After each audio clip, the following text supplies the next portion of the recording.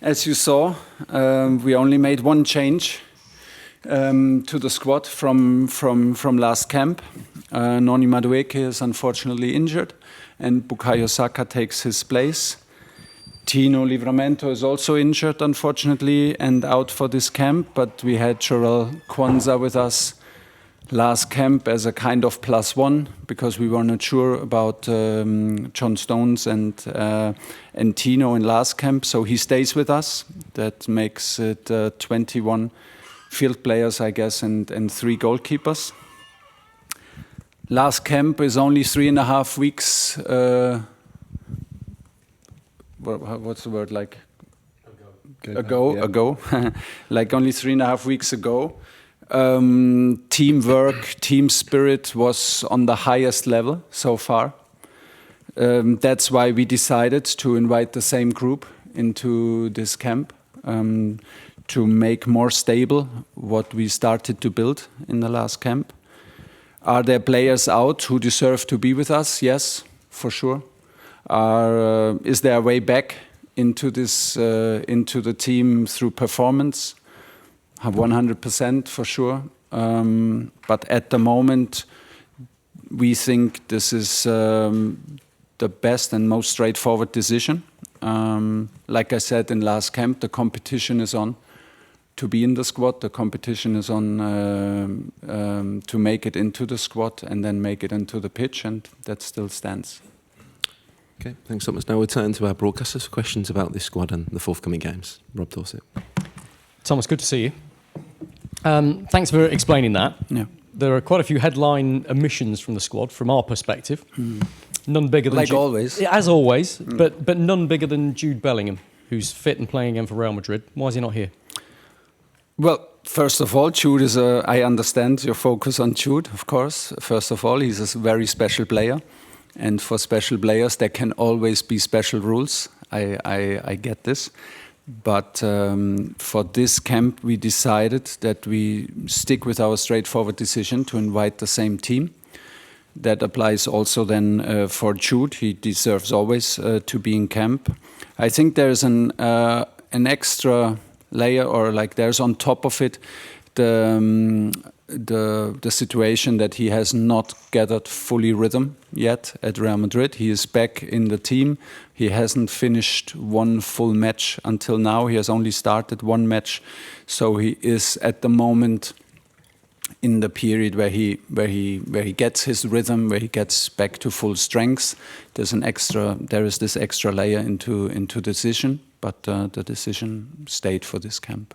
So just to be clear, there's no fitness issue apart from maybe conditioning and his lack of games. He could have been called up. You could have selected him. Yes, and he wanted to be called up. We had a phone call.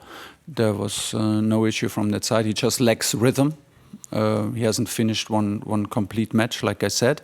And on top of it, we stayed to our decision to go with the same squad. You know how us in the media are, and you know how the fans are. Yeah. And you'll know what the optics look like a little bit here, because look, you had that unfortunate incident where you admitted yourself you didn't perhaps use the best choice of words back in June. Yeah. When you said that your mum sometimes is repulsed by him. Look, you cleared that up. Thanks for repeating. I'm sorry to drag it up again. Yeah. And you know, you explained English isn't your first language and you'd have used the words differently. Good. But then you've also stressed today that the mood in the camp was great last time. In the most recent camp. One has nothing to do with the other. I suppose that's what I'm asking, because you can see how people will start thinking, is there a problem between Thomas Tuchel and Jude Bellingham here? No, there's also no problem between me and Phil Foden. There's no problem between me and Jack Grealish. Very special players. Phil is back to influencing games, deciding games for Manchester City. Jack is very close to be the best version of himself. Very special player, very special character. There's no problem at all, and there's no personal problem in a nomination. Thank you. Hi, Thomas. You just touched on it there. Jack Grealish and Phil Foden both getting back to their best form, and you said there's a way back through performance into the squad. What would they have to do to make that step to break back into the Just squad? keep on pushing. Listen, this is not like to. It is a decision for this camp. It was, like I said, it was the best camp in terms of team spirit, in terms of and teamwork. This was the best camp so far. So we decided to invite the same group of players to build on, to make more stable what we built on. Czech is in a very good moment.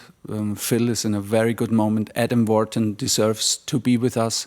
Curtis Jones gets his minutes at Liverpool. Trevor Chalobah plays. So there are some players who deserve to be with us. Cole Palmer is injured. A very special player, very special character and player who decides matches and can be special player for us. This will always be like this. I think in any single nomination we will have these cases that can be endlessly discussed and can be decided in any way.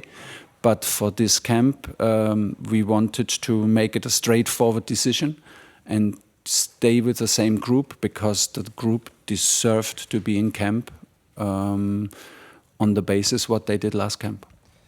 And with Jude Bellingham not being in the squad, you said that he wanted to come. There's probably been a couple of slightly awkward conversations maybe with him. I just wondered how no, it's they not have been. awkward conversation. It's just straightforward conversations. Straightforward conversations. Give your reason, explain your reasons, and then that's that. It's not awkward. You have to.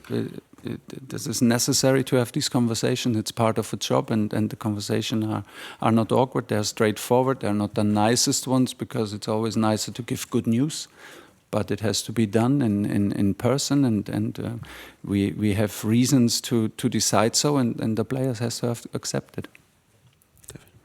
Hi Thomas, a player who is in the squad, Miles Lewis-Skelly, hasn't started for Arsenal in the Premier League this season, did start in the Champions League this week. But if that situation continues... Start. If that situation continues for the rest of the season, is that a problem for you and him? It's then maybe becomes a problem for him, yeah.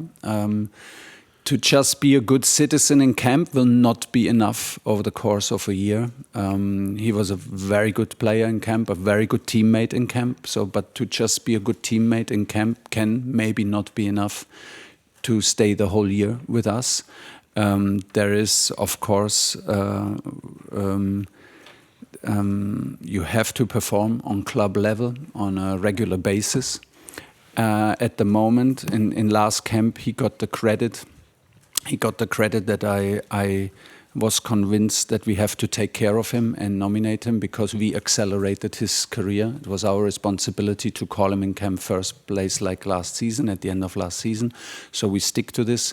He was now part of a very successful camp, so he gets the reward for that. But as you remember, he was not part of the 20-man squad in the match in Serbia. Still, his behavior was outstanding, even if he was not part of the squad. His training attitude, his attitude to push and support the guys who were on the pitch was outstanding and on highest level. So, he's maybe one of the players who benefits from this decision to stick with the same squad, but the performance will be also key factor in the next month. You've used so a lot. He benefits also from the proximity of the camps that it's only 3 weeks ago. You've used a lot of players so far. I mean, some of that's down to injuries, some of that's down to choices. But as we move through the camps and get closer to next summer, will you look to have a more consistent group? And could we run out of time for players like Grealish, like Foden, who haven't been in the squad? Well, we do now. Yeah, we do now. It's a change in our selection. It's the World Cup year. We selected a lot of players, 35, 36 in the first two camp. I told you it was a learning from me. We reached a new level. We reached new standards for ourselves in the last camp. In the way we and I think it was clearly visible in the match at Serbia. For our fans and for us, in the way we played and the way we won. And so the question is also why not to pick the same players? Why not to pick the same squad if they are available? So they have to prove again. They have to prove the point again. The pressure is on the players who want to be in camp, but the pressure is always on the guys who are selected. They set the standards. Now they have to make sure that that these standards become more stable, and this is the chance that they have.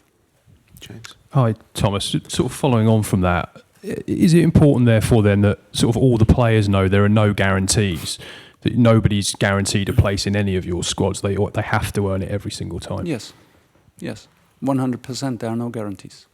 Yeah, because I think there've been times in the past where it's felt as though some England players have just got in on reputation, but you're kind of making that clear that's just not going to happen under you. No, you can be like you can have a tough spell in your club, but you can be reselected because what you did with us and for us. This is possible. It can be also the other way around, that it was maybe a tough camp for you, but you're performing outstanding. I think every case stays individual, but. Yeah, if we say the competition is on, then the competition is on. We cannot say like for 80% of the squad the competition is on, but for 20% it's not on.